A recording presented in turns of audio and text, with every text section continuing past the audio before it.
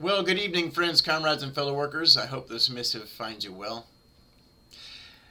Right before our very eyes, we are watching one of the greatest dramas of the ages.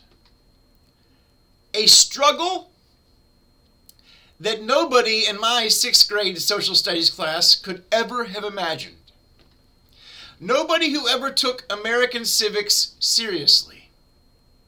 Nobody who ever viewed their country as something special could have ever dreamed of in their worst nightmare is here at our doorstep.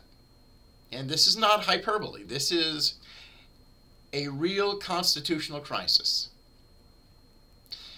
In America, we have three branches of government: the executive, the legislative, and the judiciary.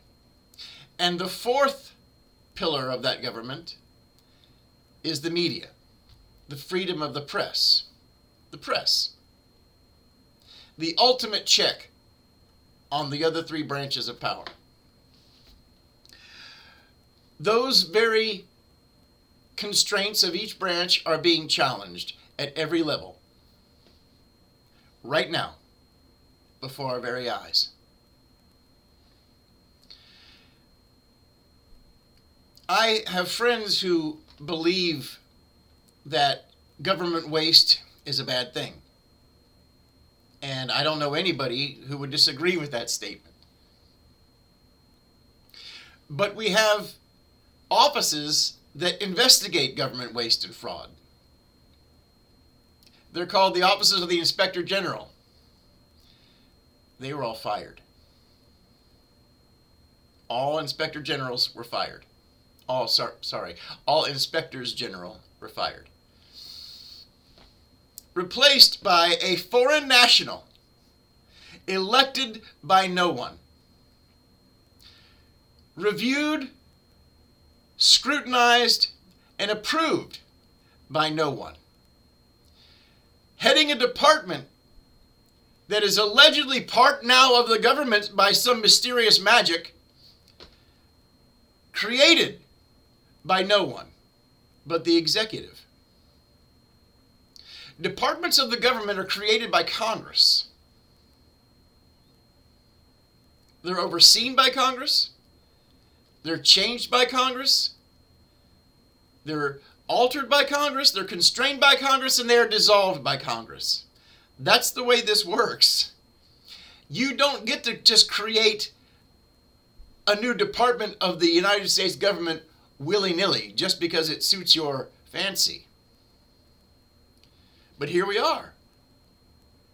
How is this possible? How is this possible?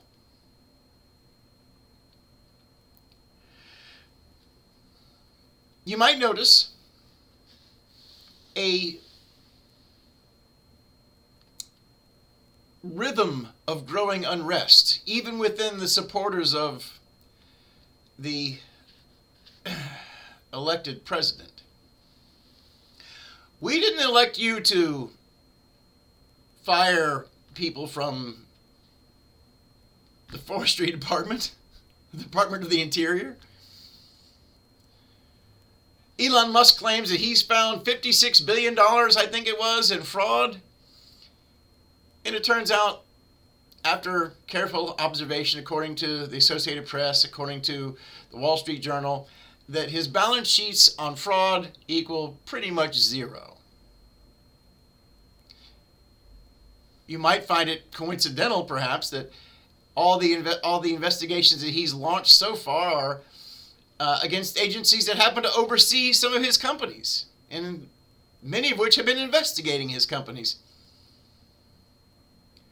Wouldn't it just be a lottery win if I was suddenly put in charge of an organization that was